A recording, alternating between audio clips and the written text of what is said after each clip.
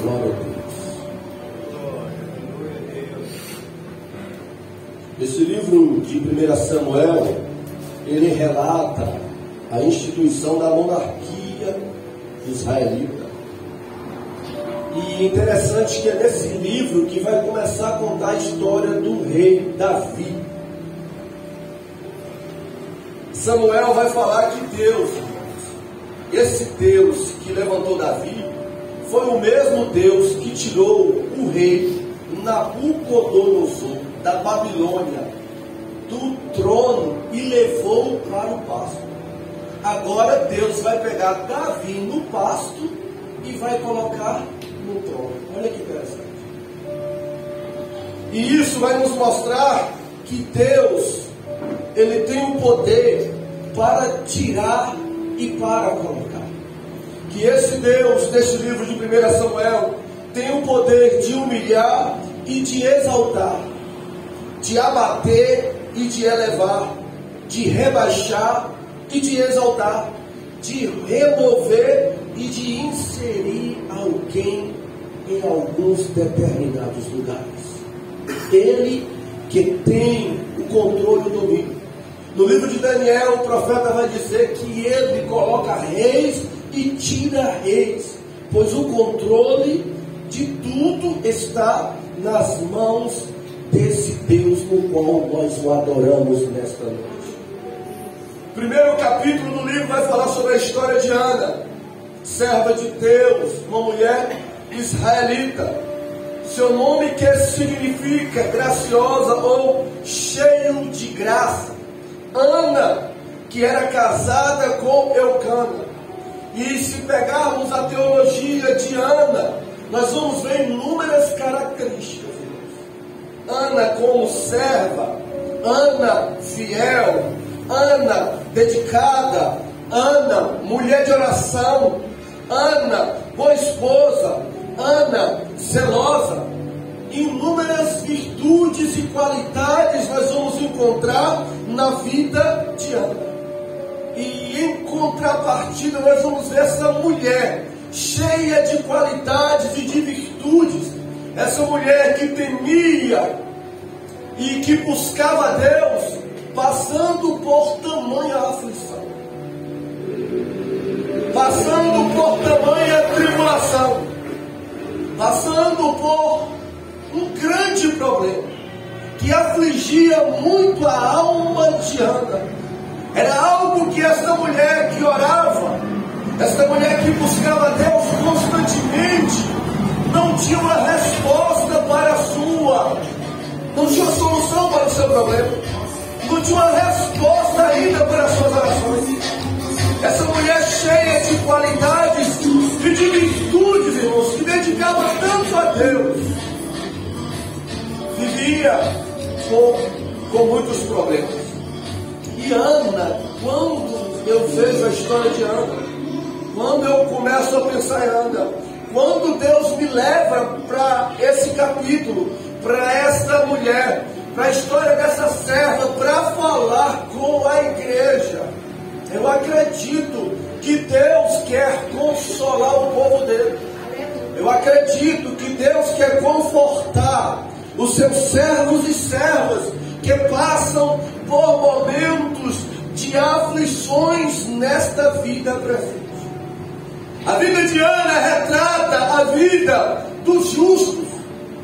A vida de Ana demonstra o sofrimento, ou simboliza o sofrimento dos que são santos, separados a Deus. A história de Ana parece com a de homens e de mulheres fiéis e dedicadas a Deus, como você que está aqui nesta noite. Você, ao ouvir, ao decorrer desta mensagem, você vai se identificar. O Espírito Santo vai consolar o teu coração. Ele vai te trazer ânimo. Ele vai te encorajar. Ele vai lhe mostrar que você não está errada, que você não está errado em servir a Deus, em ser fiel a Deus, e mesmo assim algumas coisas não darem certo. Ao decorrer desta mensagem o Espírito Santo vai falar ao teu coração de que você, pelo fato de você ter entregado a vida a Deus, a Cristo, você não está isento ao sofrimento desta vida. A vida, a mensagem, a história de Ana fala muito aos corações de homens e mulheres que servem, que são fiéis a Deus e que sofrem neste mundo, irmãos. Ela, como muitos que mesmo servindo, adorando, temendo, buscando, dedicando a vida a Deus por Jesus Cristo, passam por inúmeras aflições, por inúmeros infortúnios, por adversidades, por sofrimentos, por lutas, por perseguições, por dores, por tribulações, por privações, por prejuízos. A vida de Ana vai relatar e vai mostrar isso, que a vida com Deus não significa uma apólice de seguro, que servir a Deus nessa vida não é uma isenção de problemas. A vida de Ana vai nos mostrar isso, que nós, ao aceitarmos Jesus, nós não estaremos imunes às dificuldades desta vida. E eu perguntei ao Senhor, por que falar sobre isso novamente? Ele disse, porque tem muitas pessoas que começam a caminhada cristã. Tem muitas pessoas que são instruídos de uma forma errada. E ao se converter, ao entregar a vida para mim, ao crer em meu filho, pensa que eu vou guardá-las, eu vou livrá-las de todos esses problemas, e não é verdade. Eu indaguei por que falar sobre isso, porque ele diz que tem muitos que começaram, mas não terminaram, porque se frustraram, me culparam. E eu não prometi a ninguém uma vida de isenção de problemas, enquanto me servem, enquanto me adoram, enquanto me buscam. E é verdade, irmão. E falar sobre isso cai por terra a teologia da prosperidade. Quando pregamos sobre Ana, quando falamos sobre Ana, uma mulher fiel, dedicada, temente de oração e que estava sofrendo, cai por terra essa teologia que muitos pregam aí, de que se alguém passar por problemas, por enfermidades, é porque está em pecado, é porque está desagradando a Deus, se passar por dificuldade. E isso é mentira do inimigo. Crente fiel, homens e mulheres tementes a Deus, passam por lutas, passam por dificuldades, passam por infortúnios, sofrem nesta vida, mesmo sendo fiéis a Deus, irmão. E guarde isso no teu coração, se você quer ir para o céu, como a nossa irmã Eliane cantou, para você não se frustrar, porque todos nós estamos cientes a passar por essas coisas. E nós vamos ver nesse capítulo de número 1 que a irmã Ana, fiel, temente a Deus, que era uma adoradora, estava passando por inúmeros problemas. Versículo 2, problema familiar. Eucana tinha 2 mulheres.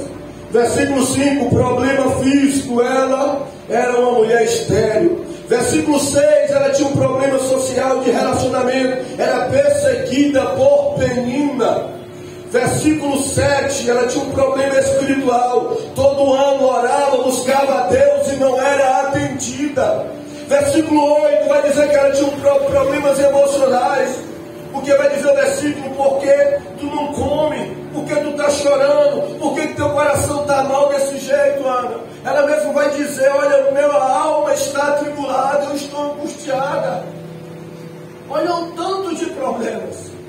Parece você buscando a Deus, servindo a Deus com problemas emocionais.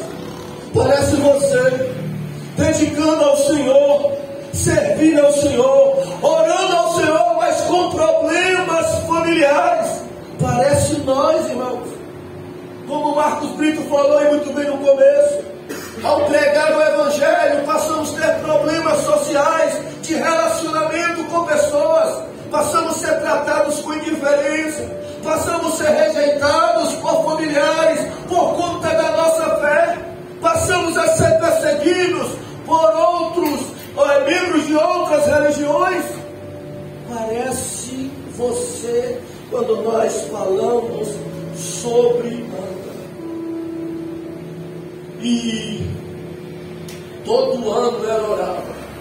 Quando nós falamos esses problemas que Ana tinha, irmãos, isso significa que um crente, um homem ou mulher de Deus ter problemas, não significa que ele ou ela está com infidelidade a Deus. Isso não significa que alguém que está passando por luta é porque é incrédulo ou incrédula. Isso significa que alguém que está passando por dificuldades está cometendo imoralidades, e não é verdade. A Bíblia vai nos mostrar que o crente está sujeito a passar pelas aflições desta vida. Eu não sei como você chegou aqui, mas eu acredito que você sairá mais edificado e mais forte. Você sairá edificado, fortalecido, determinada, sabe o que? A sofrer pela sua fé e pelo seu Deus, não abrir mão. Está preparado pelas adversidades desta vida, deste mundo. Esta mensagem, ou estas mensagens, querem por terra esse evangelho triunfalista, que muitos anunciam aí, e que levam as pessoas a edificarem as suas casas, não na rocha, mas na areia. Quando vem as tempestades, elas caem. Eles abandonam a fé e abandonam Deus. Nós vamos ver que a Bíblia vai falar sobre as aflições dos justos. Salmo de número 34, 19 vai dizer que muitas são as aflições dos justos. Preste atenção, o texto não fala algumas, o texto não fala poucas, o texto não fala outras, o texto fala muitas são as aflições dos justos. Muitas falam de quantidade, muitas são as aflições dos justos. O texto não fala muitos são as aflições dos ímpios, muitos são as aflições dos rebeldes, muitos são as aflições dos injustos, muitas são as aflições dos incrédulos. Não, fala muitas são as aflições dos justos. Isso aponta que o justo passa por muitas aflições. Pedro, em sua carta para edificar a igreja, para preparar, Pedro, como pastor, procurava edificar o povo. Talvez não seja uma mensagem que a igreja do século I gostaria de ouvir, mas era preciso para a fé, para a firmeza dele, eles ouvirem a mensagem do pastor Pedro. 1 Pedro 5,9, ele vai dizer assim, para um povo que estava sofrendo, para uma igreja que era fiel, que adorava e que temia a Deus, e estava padecendo. Aí Pedro vai falar na primeira carta, no capítulo 5, versículo 9, o qual resistir firmes na fé, sabendo que as mesmas aflições se cumprem entre os vossos irmãos no mundo. Olha o que Pedro está falando para os irmãos que estavam sofrendo, que estavam padecendo. Ele diz assim, sabendo que estamos sofrendo, vocês estão padecendo, mas fiquem firmes na fé, porque o sofrimento que vocês estão passando não é só com vocês, não. Outros irmãos em outras cidades, outros irmãos em outros países estão padecendo como vocês também estão padecendo. Porque a tendência quando a gente está sofrendo e padecendo, parece que é só a gente que está sofrendo e padecendo. Parece que quando estamos com problema familiar, a família de todo mundo é perfeita, só a nossa que é imperfeita. Quando estamos com problema na enfermidade, todo mundo está saudável, só nós que estamos doentes. Quando estamos com problemas financeiros, todo mundo está bem, folgado, só nós que estamos endividados. Aí o inimigo pega esta ocasião e começa a trabalhar na nossa mente. Você é fiel, você é dedicado, por que isso está sucedendo com você? Cadê o seu Deus? Mas é mentira dele. O mesmo, como você está sofrendo, sendo fiel aqui, tem outros outros cristãos, outros homens e mulheres de Deus que estão sofrendo ao redor desse mundo, mas que estão firmes em Deus, com a fé inabalável no Senhor. Então continue firme.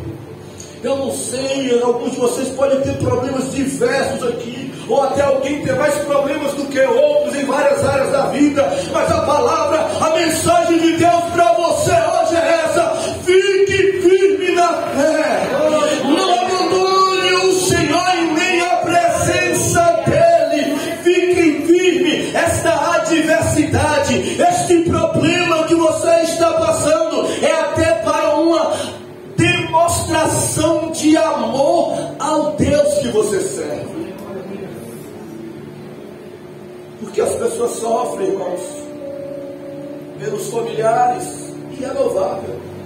Nós sofremos pelo cônjuge, pelos filhos, pelos pais, e devemos sofrer, mas nós também sofremos pelo nosso Deus.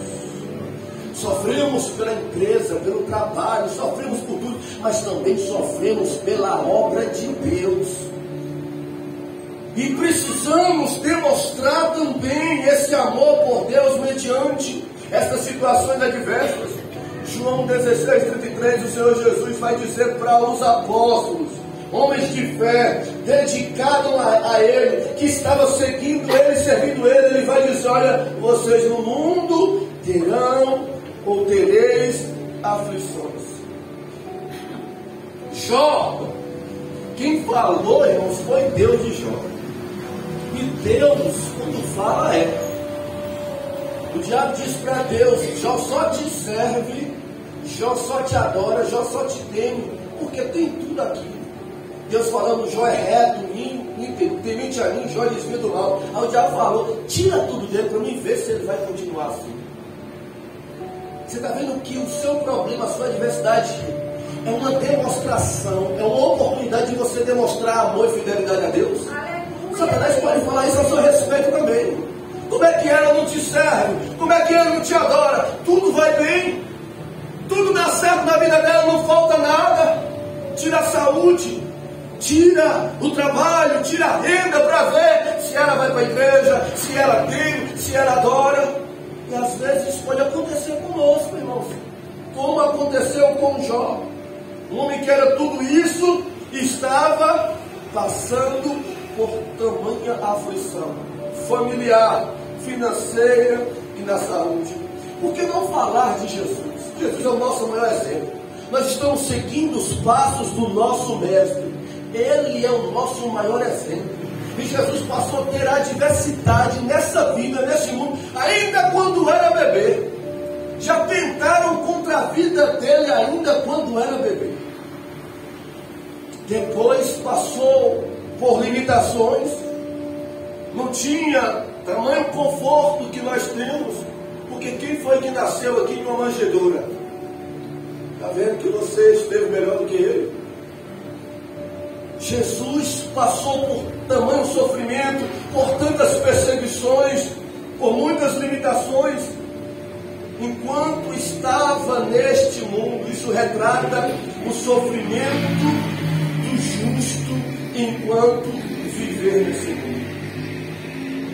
Mas existe uma diferença, irmãos, que o justo, ele tem um favor, ele tem ajuda, ele tem um amparo de Deus em meio às lutas que ela passa.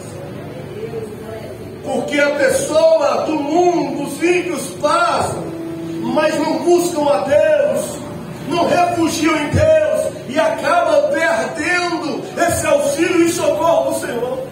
Quantos cristãos não, quantos que têm não, eles buscam a Deus e recebem de Deus o seu consolo. Aleluia. E tem consolo de Deus para você nesta noite. O Espírito Santo vai te animar.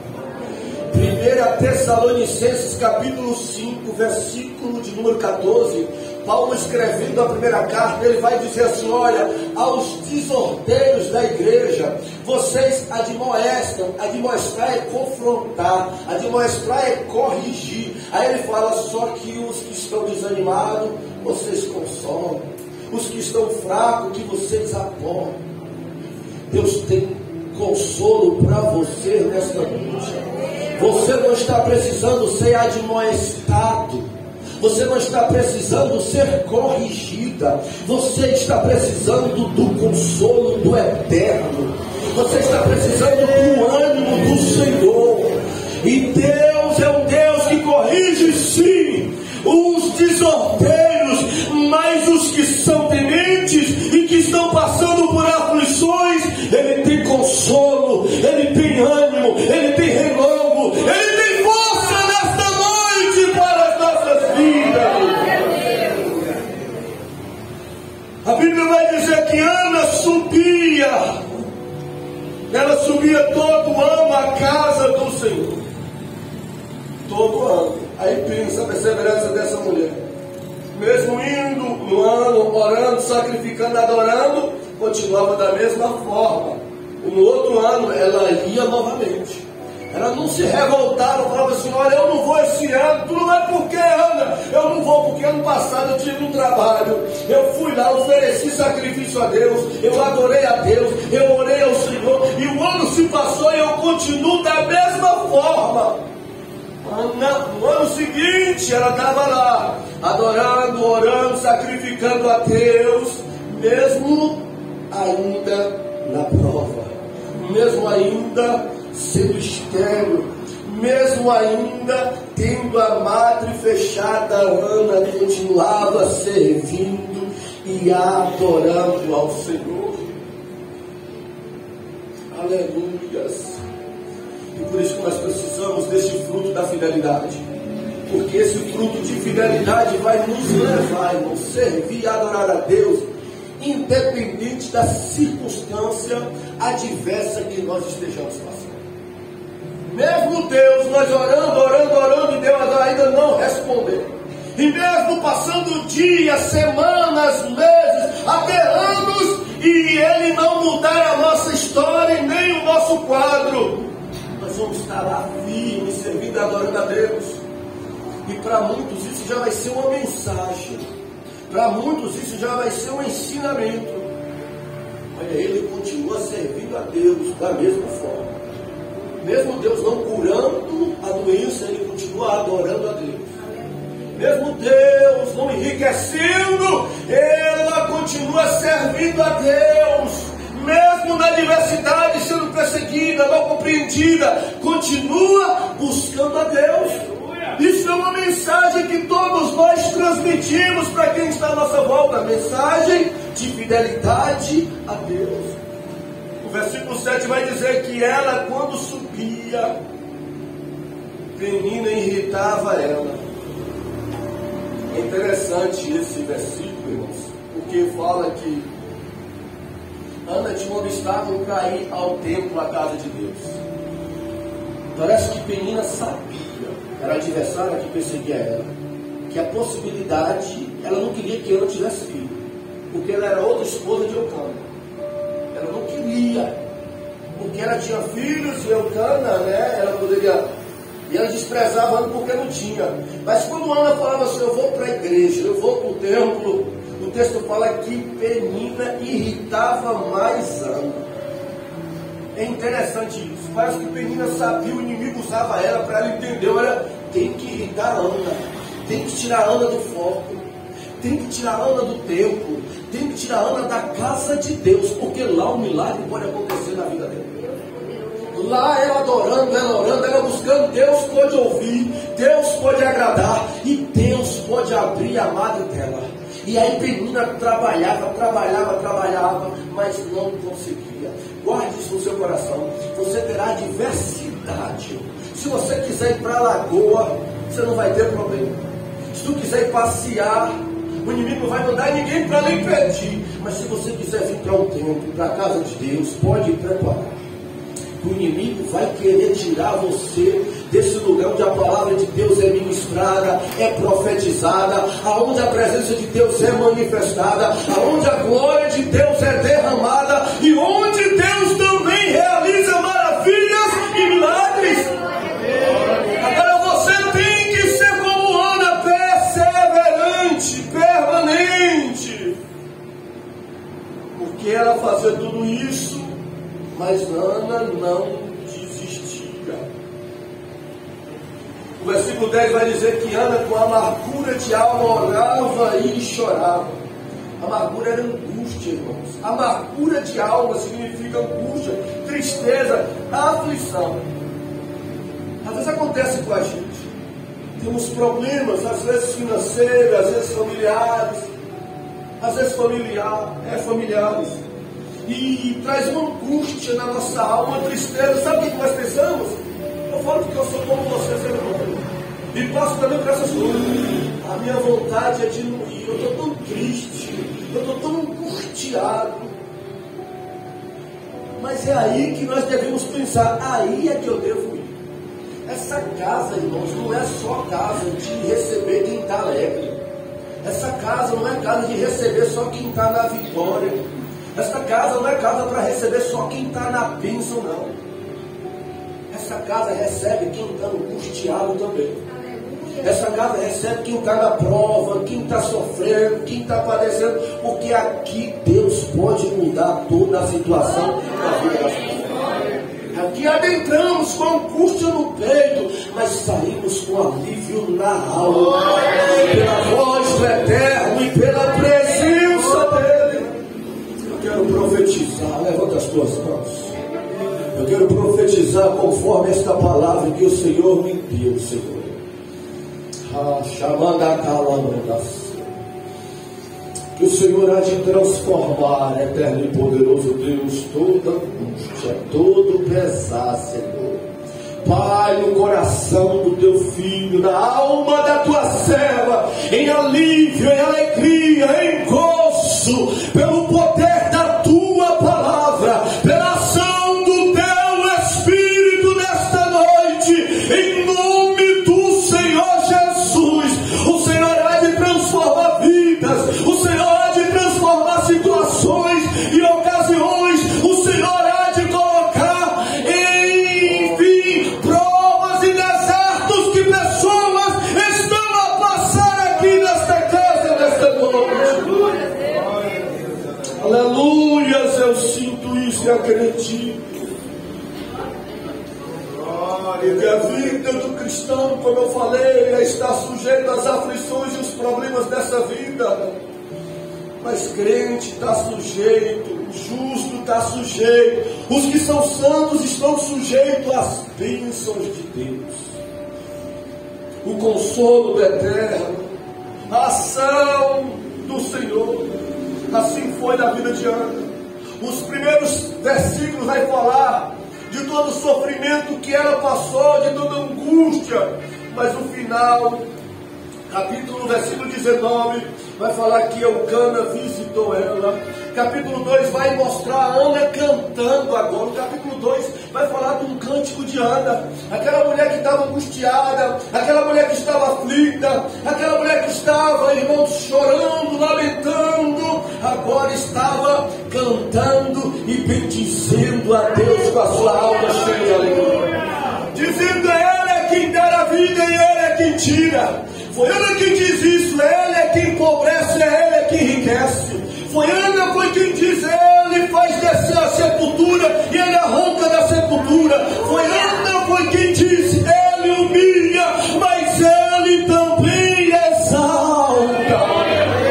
Glória a Deus.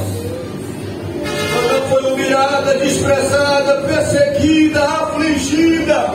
Ana chorou, sofreu, foi mal interpretada, mas Ana não desistiu. Na aflição, Ana adorou. Na perseguição, Ana congregou. Na angústia, Ana orou. Na possibilidade ou impossibilidade, Ana acreditou que Deus poderia fazer. Aleluia. Seguindo os conselhos, por exemplo, de Tiago: dá alguém aflito, ore. Você vai ter dificuldade quando você estiver aflito e aflito. Você vai querer falar com todo mundo, você vai querer ligar para o pastor, você vai querer falar com o cônjuge, vai querer falar com o filho, mas não vai querer falar com Deus. Acho que é uma coisa, não dá vontade de a gente contar para todo mundo. A gente passa ali 2 horas no telefone conversando com alguém. porque eu quero desabafar, eu estou tão assim. A gente não passa 10, 15 minutos orando. Nós sofreremos ou teremos esses obstáculos, mas lembre disso, a Bíblia recomenda, está angustiado, está aflito, ore, conversa com Deus. Pode conversar com os outros, mas não esquece de conversar com Deus. Pode desabafar com alguém, mas não deixa de falar com aquele que te conhece e que tem consolo para a sua vida. O versículo de número 11 vai dizer que Ana, ela fez um voto a Deus. Irmãos, voto a Deus é bíblico. No Velho Testamento até o Novo.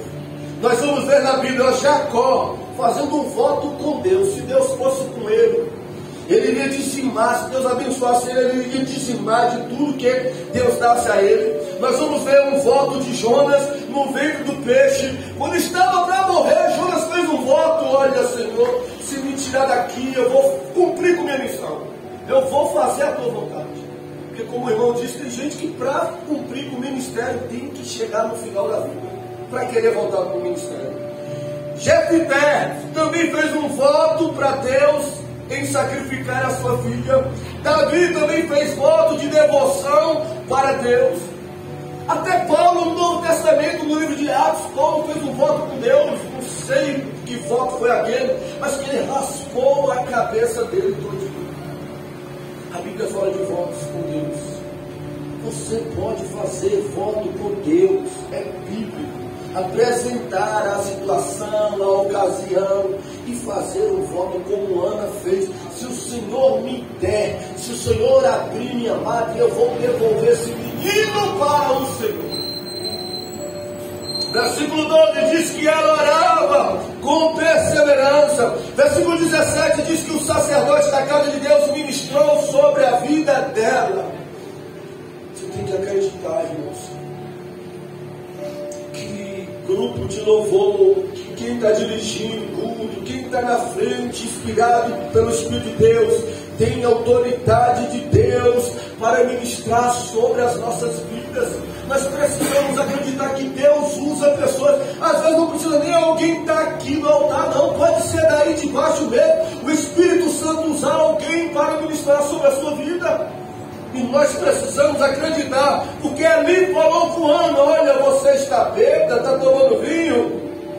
Eu fiquei pensando quando eu estava lendo isso, se fosse eu falando para alguns crentes, dizendo que estava chorando, não está bêbado.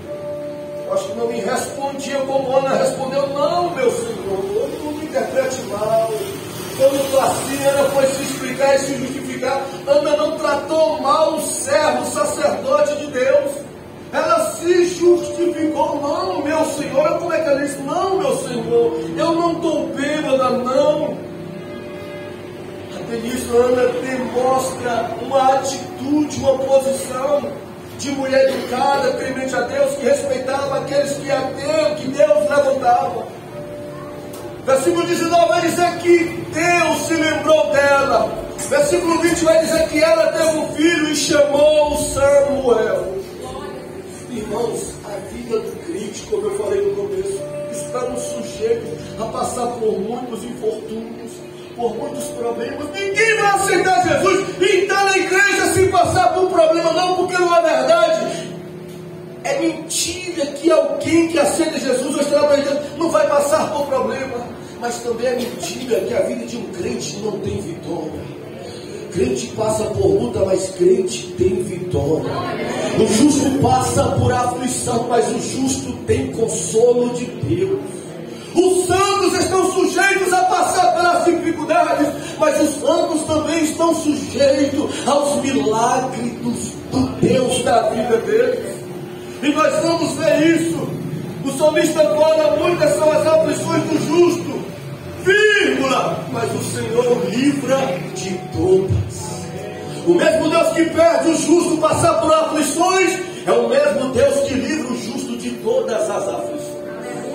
Tem livramento de Deus sobre aflições na sua vida a partir de hoje. Salmo 91, verso 14, Deus vai dizer assim: porque você me amou, te colocarei em alto retiro, tu me invocarás e eu lhe responderei. Aí Deus diz: estarei contigo na angústia.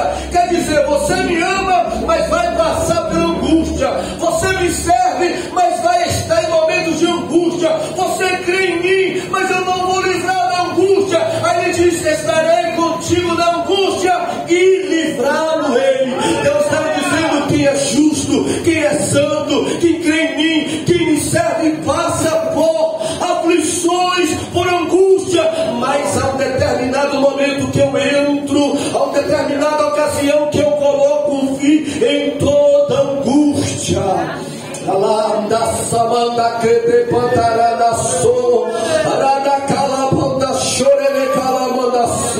Eu profetizo que esta angústia, esta situação, esta ocasião que está trazendo angústia à tua alma, que está trazendo angústia ao teu coração, Deus colocará um fim. Deus encerrará este turno, este período de aflição sobre a tua vida. Esta palavra é de Deus para o teu coração. Esta palavra é do Eterno para a tua vida. Jesus disse que no mundo teria aflições, mas ele disse: eu venci o mundo. Aquele que venceu o mundo é o mesmo que nos tira de aflições. Aquele que venceu o mundo é o mesmo que tem poder para solucionar, para sarar, para abrir portas, para resolver problemas e para nos dar vitória. Ouvindo sobre os seus filhos em nome de Jesus. Glória a Deus, aleluia a Deus.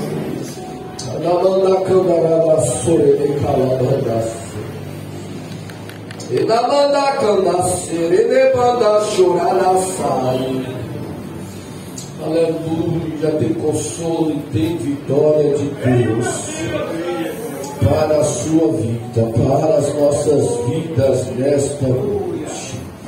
Aleluia, glória, glória, glória a Deus. O bendito seja o Eterno. Você pode falar com Ele, você pode fechar os seus olhos, você pode abrir o seu coração e a sua alma. Seja franco, seja sincero com Ele. Fala: Senhor, Tu sabe o que tem trago angústia ao meu coração. Tu sabe o que tem afligido a minha mente, Senhor. Eu coloco diante de Ti nesta noite. Você que quer fazer um voto individual ou pessoal com Deus, é uma oportunidade. Faça. Eu quero orar e ministrar sobre a sua vida. Eu quero falar como Eli falou para Ana naquele dia: que o Deus de Israel te conceda conforme a tua petição. Quero ministrar sobre a sua vida, mas ore a Deus, converse com Ele. Aleluias, aleluias, aleluias, aleluias.